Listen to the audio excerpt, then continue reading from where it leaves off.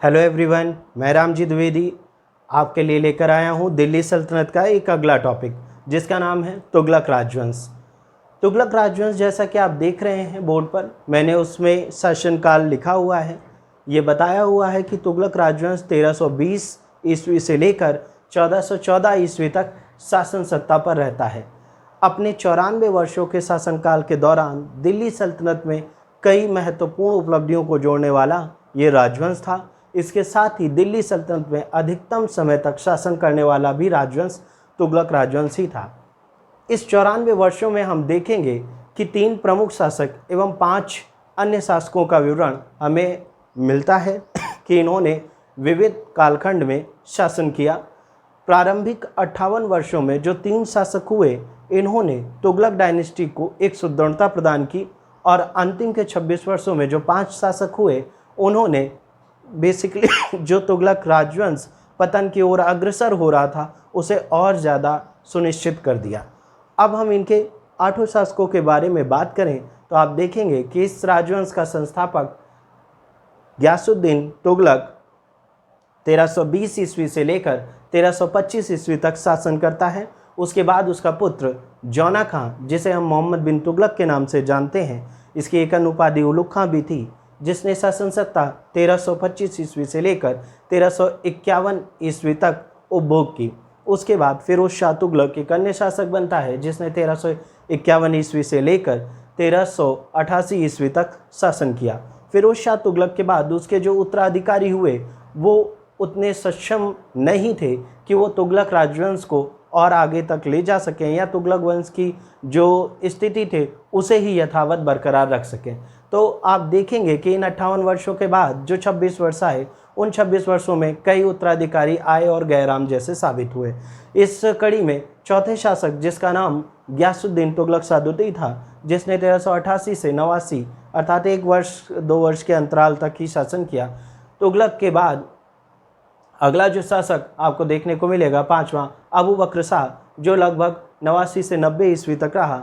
उसके बाद आप अगर शासक देखेंगे तो नासरुद्दीन मोहम्मद शाह देखने को मिलेगा, जो 90 से लेकर 94 ईस्वी तक देखने को रहता है।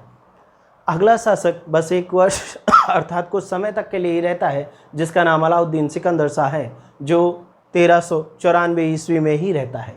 1394 ईस्वी के बाद 1394 से लेकर 1412 ईस्वी तक हमें नासिरुद्दीन महमूद देखने को मिलता है, जो इस राजवंश का अंतिम शासक साबित होता है और इसके बाद तुगलक राजवंश का पतन हो जाता है। इसी शासक के शासनकाल के दौरान तैमूर लंग का भी भारत पर आक्रमण हुआ था 1398 ईस्वी में।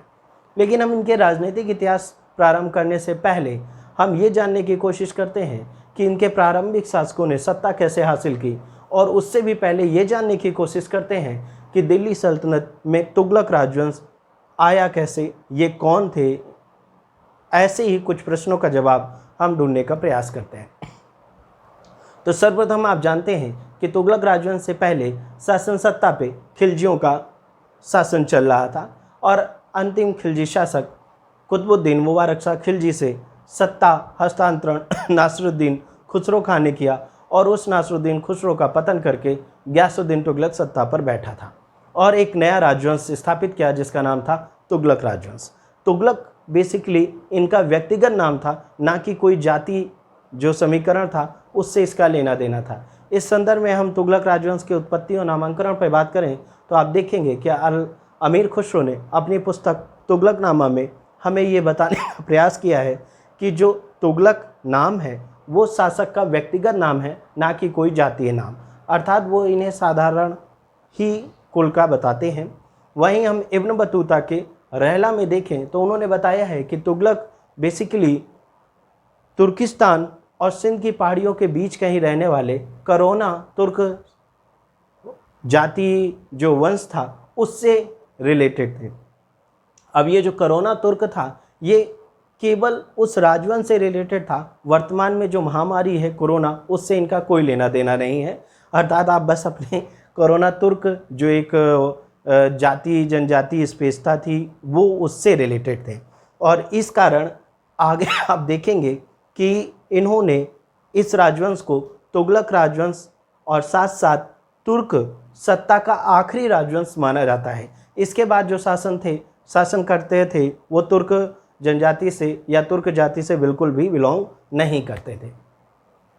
इसी संदर्भ में आप देखेंगे कि मार्को पोलो ने भी तुगलक के संदर्भ में कुछ ऐसा ही कहा है। उन्होंने तुर्कों को, खासकर तुर्क जो तुगलक थे, उनको मिश्रित रक्त का कहा है। उन्होंने बताया है कि इनके जो पिता थे वो ततार और इनकी माताएं भारतीय थी। इस प्रकार ये इनको चगताई, मंगोल आदि जैसे कई उपमाओं से भी विभूषित करते हैं। ये जो चगताई मंगोल शब्द है ये मिर्ज़ा हैदर की तारीख़ रशीदी से निकलकर सामने आता है। अब ज़्यादा इनकी उत्पत्ति और नामकरण के संदर्भ में बात ना करते हुए एक आप मोटा मोटी रूपरेखा ये समझिए कि जो तुगलक राजवंश थे वो तुर्क थे, तुगलक इनका उपनाम था और तुगलक कोरोना जो शाखा है उससे संबंधित थे। इस स्पष्टता के बाद हम इनके शासकों पर आ जाते हैं जो इनके प्रारंभिक शासक हैं। पहला गियासुद्दीन तुगलक, जिसने 1320 ईस्वी से लेकर 1325 ईस्वी तक शासन किया। इसके राजनीतिक जो घटनाक्रम है उस पर हम अपना मत देने से पहले इसके प्रारंभिक जीवन के बारे में जान लेना ज़रूरी है। जैसा कि आप जानते हैं कि मलिक तुगलक का पुत्र गियासुद्दीन तुगलक और इसकी माता एक जाट स्त्री थी। बेसिकली मलिक तुगलक बलवन के समय एक गुलाम सरदार था और इसी के साथ ही आप देखेंगे कि गियासुद्दीन तुगलक का भी जो शुरुआत था वो इसी प्रकार से शुरू हुआ। एक सैनिक, एक सूबेदार से लेकर के ये किस प्रकार सीमा रक्षक पद होते हुए और प्रांतपति होते हुए एक अंतिम जो सर्वोच्च पद है सुल्तान का उसने हासिल किया। ये कड़ी इतनी आसान नहीं थी कि जितना दिखता है कि ये गया 1325 में, 1320 ईस्वी में इसने एक सत्ता को परिवर्तित किया और शासक बन गया, ऐसा नहीं। इसके पीछे आप देखेंगे कि किस प्रकार जलालुद्दीन खिलजी के समय ये एक छोटे से पद पर नियुक्त होता है। उसके बाद अलाउद्दीन खिलजी के समय ये दीपालपुर का सूबेदार और सीमा रक्षक के पद पर भी नियुक्त होता है। अंततः मुबारक शाह खिलजी का जब टाइम पीरियड आता है तो इसे उत्तर पश्चिमी सीमांत प्रांत का सीमा रक्षक नियुक्त किया जाता है और ये इस समय तक काफ़ी शक्तिशाली हो चुका था। ऐसे में जब मुबारक शाह खिलजी की हत्या कर दी जाती है और नासिरुद्दीन खुसरो शाह दिल्ली सल्तनत की गद्दी पर काबिज हो जाता है तो इसका प्रतिरोध करने में सर्वप्रथम नाम आप देखेंगे तो मलिक गाजी का ही सामने आता है, जिसे तुगलक बेग के नाम से भी जानते हैं और जिसे प्रसिद्ध रूप से आप गियासुद्दीन तुगलक के नाम से भी जानते हैं।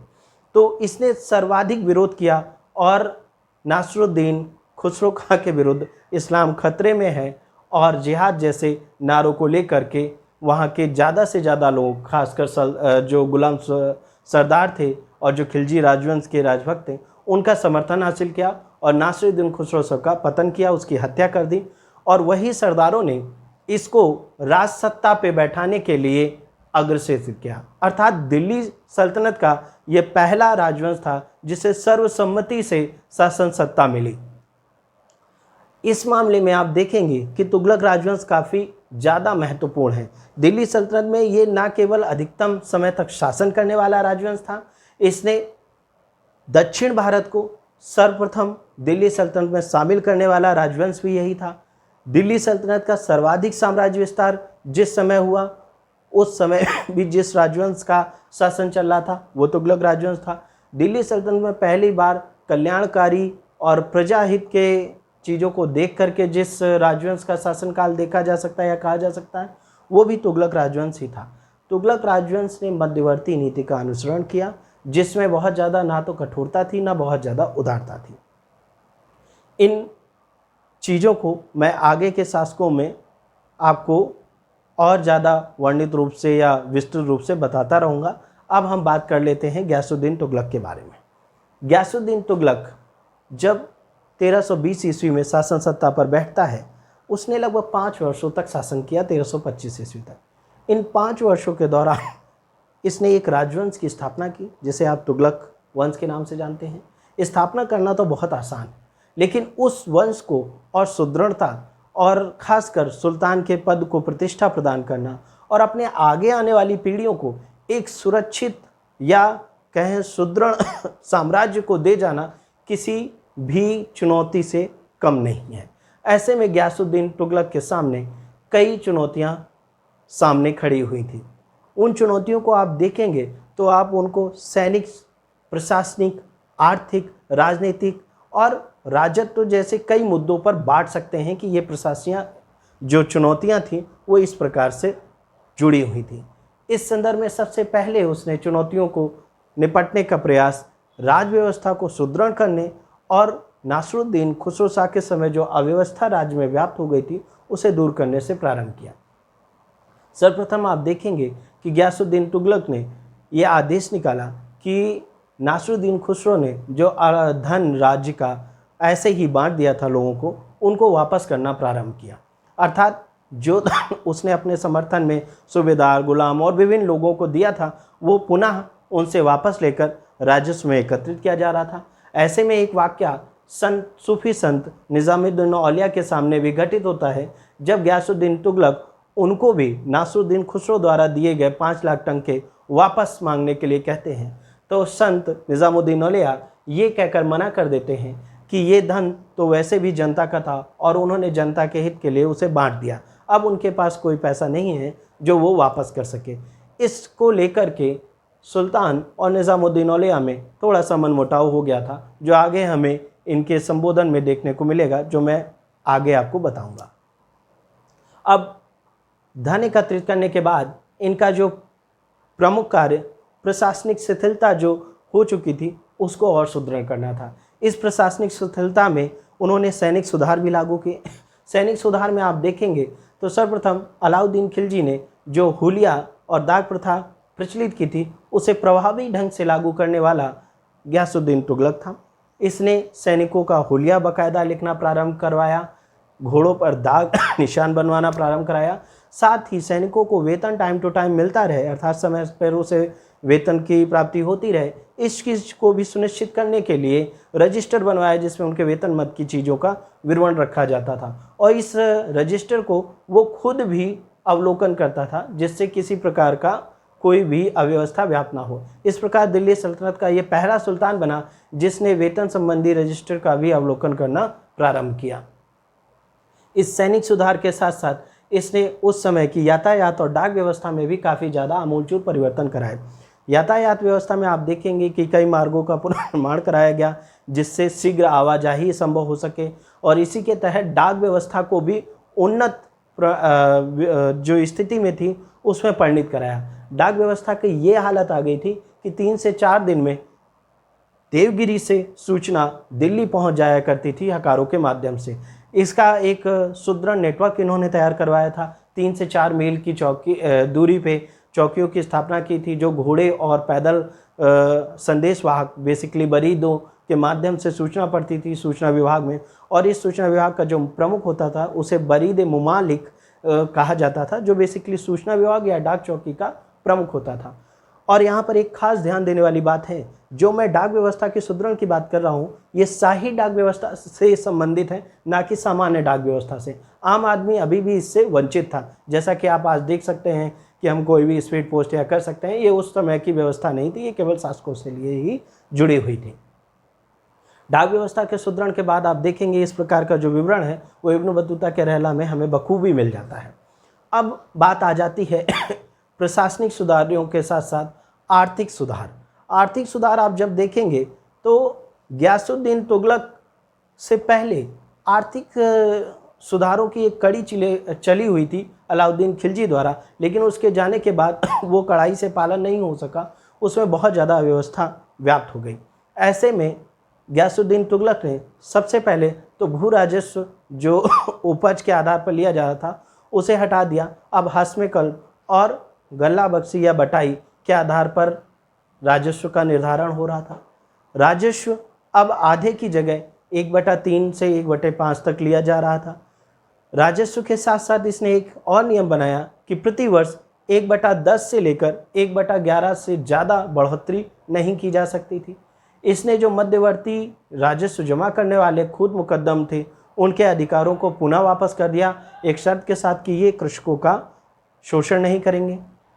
इसके अतिरिक्त फवाजिल जो अतिरिक्त अधिशेष कर हुआ करते थे उनकी भी संख्या घट करके अब कम ही रह गई थी और वो फवाजिल राजस्व में जमा करना होता था राज्य के। इसके अलावा आप देखेंगे चरी और घरी कर जो अलाउद्दीन खिलजी के समय लगे गए थे उनको भी हटा दिया गया। एक अन्य जो सबसे महत्वपूर्ण कार्य दिल्ली सल्तनत में और प्रथम रूप में करने वाला गयासुद्दीन तुगलक था वो था नहरों का निर्माण। सिंचाई के लिए दिल्ली सल्तनत का ये पहला सुल्तान था जिसने नहरों का निर्माण कराया। इसके अतिरिक्त आप देखेंगे कि गयासुद्दीन तुगलक कृषकों के संदर्भ में बहुत ज़्यादा ऐसी नीतियों को सामने लाया जिससे कृषकों को कम से कम असुविधा हो, राजस्व में बढ़ोतरी हो और इस व्यवस्था को आसानी से चलाया जा सके। इन सब के बाद आप अगर प्रशासनिक दृष्टि से देखेंगे तो अलाउद्दीन खिलजी के बाद जो व्यवस्था व्याप्त हो गई थी उसको दूर करके इसने एक अन्य व्यवस्था को कायम किया और कई बार तो ये कहा जाने लगा इन व्यवस्थाओं के कायम होने के बाद कि अलाउद्दीन खिलजी फिर से वापस आ गया है। वो इसकी नीतियों का सही तरीके से क्रियान्वयन के कारण ही संभव हो पाया और इसने एक खास नीति का अनुसरण किया जिसको रस्म मियाना कहा गया। इसे तारीख एतदाल भी कहा जाता है। ये जियाउद्दीन बर्नी ने अपनी पुस्तक तारीख फिरोजशाही में वर्णित किया है। ये रस्म मियाना या तारीख एतदाल कोई अलग नीति नहीं है। इसका जो सिंपल सा अर्थ है वो है मध्यवर्ती नीति का अनुसरण करना। मध्यवर्ती नीति क्या है? आप देखेंगे कि अलाउद्दीन खिलजी ने एक कठोर नीति अपनाई, उसके बाद आने वाले कई शासकों ने उससे ज़्यादा सरल नीति अपनाई। तो इसने बीच का संतुलन अर्थात बहुत ज़्यादा कठिन नहीं और बहुत ज़्यादा सरल नहीं, बीच का रास्ता अपनाया ताकि और चीज़ों को संभव और अच्छे से बनाया जा सके। इन सभी चीज़ों को देखने के बाद जो सबसे इम्पॉर्टेंट कार्य है या महत्वपूर्ण जिसे कहें वो है साम्राज्य का विस्तार करना। ये सब तो होता रहता है, साम्राज्य विस्तार, सैनिक विजय किसी भी शासक के लिए आज भी उतनी ही महत्वपूर्ण है जितनी पहले थी। हाँ, आप आज ये समझ सकते हैं कि डेमोक्रेसी है, इतना ज़्यादा ग्लोबलाइजेशन का टाइम पीरियड है, तो वो विजय सैनिक ना हो करके आर्थिक प्रतिद्वंदता के रूप में सामने आती हैं, सांस्कृतिक प्रतिद्वंदता के रूप में सामने आती हैं और जो राष्ट्र जितना ज़्यादा आगे बढ़ जाता है वो उतना ही अपने आप को अग्रसर करता है। वर्तमान में आप देखेंगे कि दो राष्ट्र कैसे एक दूसरे के ऊपर आक्षेप करते हुए जो इस समय संकट का माहौल है उसको और संकट में बनाने का प्रयास कर रहे हैं। चलिए हम इधर हट करके फिर से अपने मुद्दे पर आते हैं, गयासुद्दीन तुगलक के सैनिक विजयों में। गयासुद्दीन तुगलक का जो सैनिक अभियान है, इसका पहला सैनिक अभियान हमें 1321 ईस्वी में देखने को मिलता है दक्षिण भारत की तरफ। दक्षिण भारत में ये आदेश जो गयासुद्दीन तुगलक ने अपने पुत्र उलुग खान, जिसे जौनक खान नाम से भी जाना जाता है और जो बाद में मोहम्मद बिन तुगलक के नाम से भी प्रसिद्ध हुआ, उसको इस जो आक्रमण का था नेतृत्वकर्ता या नेतृत्व प्रदान किया गया। दक्षिण भारत में वारंगल, जहाँ पर इस समय काकतीय डायनेस्टी के शासक प्रताप रुद्रदेव का शासन था, आक्रमण किया गया। लगभग कई महीनों तक दुर्ग का घेरा डालने के बाद भी इन्हें सफलता नहीं मिली। ऐसे में एक अफवाह उड़ी कि गयासुद्दीन तुगलक की मृत्यु हो गई। तो वो खासकर जोना खां उस घेरे को तुरंत उठा करके आगे बढ़ा, लेकिन कुछ ही समय बाद उसे ये सूचना मिली कि ये केवल मात्र अफवाह थी। इस अफवाह से जुड़े सभी लोगों को मृत्युदंड दिया गया और गयासुद्दीन तुगलक के पुनः आदेश पे 1323 ईस्वी में जोना खां ने वारंगल पर पुनः आक्रमण किया। 5 महीने के घेरे के बाद प्रताप रुद्रदेव आत्मसमर्पण के लिए मजबूर हुआ और उसे बंदी बनाकर दिल्ली सल्तनत के सामने पेश किया गया। इस प्रकार आप देखेंगे दक्षिण भारत के संदर्भ में अब नीति का परिवर्तन हो चला था। वो नीति का परिवर्तन क्या था? आप देखेंगे कि दक्षिण भारत को जीतने वाले पहले शासक खिलजी थे और वो केवल विजय के उपलक्ष्य में आते थे, जीतने के बाद राज्य उन्हीं शासकों को दे देते थे।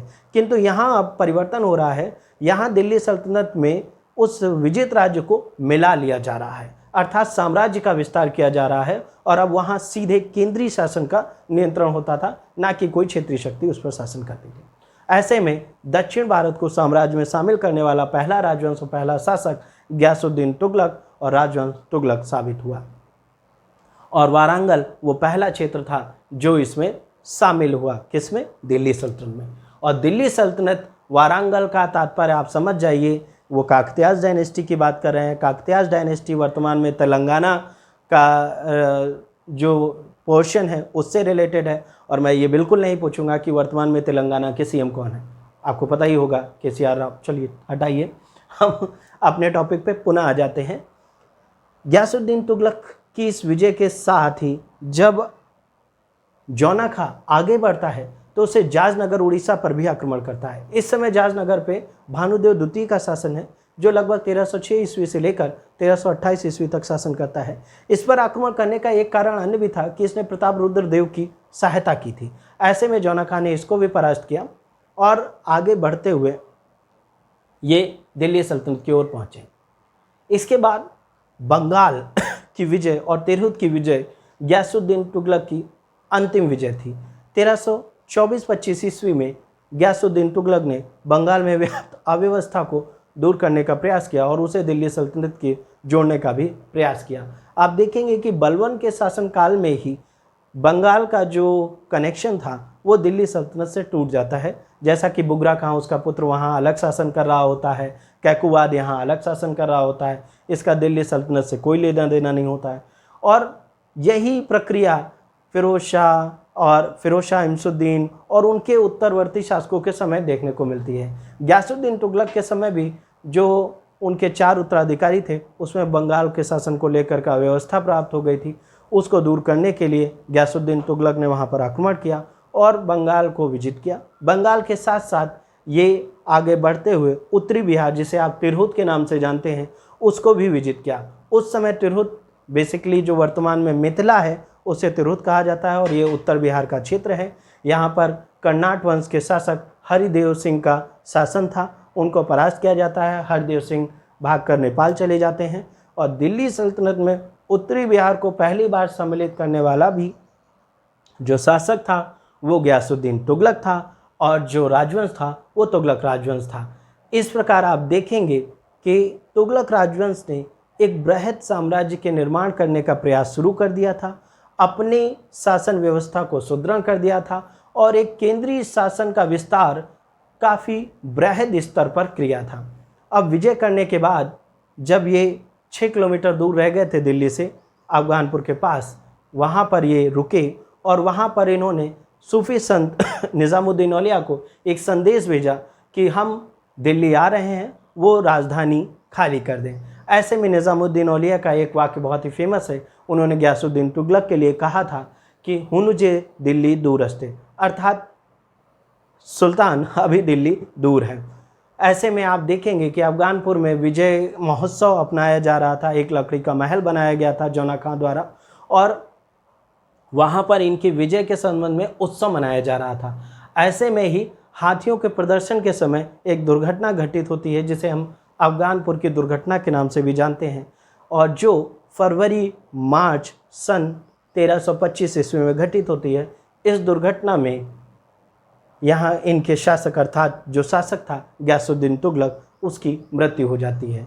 यहाँ पर हम थोड़ी सी चीज़ आपको स्पष्ट कर दे रहे हैं अफगानपुर की दुर्घटना के संदर्भ में कि अफगानपुर की दुर्घटना को लेकर के जौना खां अर्थात मोहम्मद बिन तुगलक पे यह आरोप लगाया जाता है कि उसने सुल्तान की हत्या का प्रयास किया था। अब हम यहाँ देखने का प्रयास करेंगे कि आखिर वो कौन से आधार थे जिनके आधार पर ये हत्या में मोहम्मद बिन तुगलक का हाथ था कि नहीं। ऐसा आजकल जो वर्तमान में भी हम इस विषय पर क्यों इतने ज़्यादा जो कहें मतभेद रखते हैं कि कुछ इतिहासकार ये मानते हैं कि हाँ वो दोषी था और कुछ इतिहासकार ये नहीं मानने का प्रयास करते हैं कि वो दोषी नहीं था। इस संदर्भ में आप देखेंगे कि जो दोषी नहीं मानते हैं वो क्या तर्क देते हैं। अमीर खुसरो तुगलकनामा में ये जिक्र करते हैं कि अफगानपुर की दुर्घटना जो थी उसमें इनकी मृत्यु हो जाती है और उसमें थोड़ा सा संशय मौजूद है। इसामी भी इसी प्रकार की बातों का जिक्र करते हैं और इसामी से लेकर इब्न बतूता भी इसी प्रकार की बातों को दोहराते हैं कि इसमें मोहम्मद बिन तुगलक का हाथ था और वो इसे दोषी करार देने का प्रयास करते हैं, जो समकालीन हिस्टोरियन हैं। वहीं आप देखेंगे जियाउद्दीन बर्नी एक अनिर्णायक कथन देता है कि एक आकस्मिक बिजली का गिरना हुआ और सुल्तान की मृत्यु हो गई। ऐसे में आप देखेंगे कि डॉक्टर मेहदी हुसैन और पीवी सक्सेना अमीर खुसरो और बर्नी के मत को लेकर के जियाउद्दीन बर्नी का मत लेकर के मोहम्मद बिन तुगलक को गयासुद्दीन तुगलक की हत्या से बरी करते हैं, अर्थात वो इसके षड्यंत्र नहीं मानते हैं। और इसके आधार पे भी वो कई तर्क देते हैं कि यहाँ पर देखने वाली बात है कि जो दुर्घटना घटित होने का कारण बताते हैं कि हाथियों का प्रदर्शन के कारण ये दुर्घटना घटित हुई, तो इन हाथियों के प्रदर्शन की जो आज्ञा दी थी वो सुल्तान ने दी थी, ना कि मोहम्मद बिन तुगलक ने। अगर ये षड्यंत्र होता तो वो हाथियों के प्रदर्शन की आज्ञा सुल्तान ना दे करके मोहम्मद बिन तुगलक देता। दूसरा कि अगर उसने अपने पिता की हत्या की होती तो उसके अपने पारिवारिक संबंध उतने अच्छे नहीं होते। आप बाद में शासन में देखेंगे कि मोहम्मद बिन तुगलक का अपनी माँ और बाकी के जो पारिवारिक सदस्य थे उनसे बहुत अच्छा संबंध रहा। इस प्रकार से इस घटना का भी लोग विरोध करते हैं कि ऐसा नहीं संभव हुआ। अन्य कई तर्क देते हैं जिसके तहत ये कहा जा सकता है कि जो अफ़गानपुर की दुर्घटना थी वो मात्र संयोग था, उसमें मोहम्मद बिन तुगलक का कोई हाथ नहीं था। ऐसे में एक और बात कही जाती है कि जो इसामी और बाकी के जो इतिहासकार हैं वो ये कहने का प्रयास करते हैं कि वो कही सुनी बातों के आधार पर ही ये कह रहे हैं कि षड्यंत्रकर्ता मोहम्मद बिन तुगलक है। तो कही सुनी बातों पर हम यकीन नहीं कर सकते। अगर बात इसामी की रही तो वो दक्षिण भारत में मौजूद थे, बात इब्न बतूता की रही तो वो बाद में आए थे, अर्थात उनके वक्तव्यों पे हम उतना ज़्यादा तरीके से ध्यान नहीं दे सकते हैं। और इन्हीं शासकों को कोट करते, मतलब इन्हीं इतिहासकारों को कोट करते हुए आप आशीर्वादी लाल श्रीवास्तव, डॉक्टर ईश्वरी प्रसाद और डॉक्टर आर.सी. मजूमदार, जिसे आप रमेश चंद्र मजूमदार के नाम से जानते हैं, वो मोहम्मद बिन तुगलक को षड्यंत्रकर्ता मानते हैं। इसके संदर्भ में भी कई तर्क दिए जाते हैं कि जो इस अफ़गानपुर के महल का निर्माता था अहमद याज़, उसको वज़ीर और कई उपाधियों से भी भूषित किया गया। इसके साथ ही आप कई चीज़ों को देखेंगे, हम इस ज़्यादा डिबेट में पढ़ने का प्रयास नहीं करते हैं और बाकी चीज़ों को देखते हुए ये बस एक संयोग मान लेते हैं कि उस दुर्घटना में जो फरवरी मार्च 1325 ईस्वी में हुई, गयासुद्दीन तुगलक की हत्या हुई, अर्थात मृत्यु को प्राप्त हो गया। अब आगे की कड़ी हम अगले पार्ट में बनाएंगे। धन्यवाद।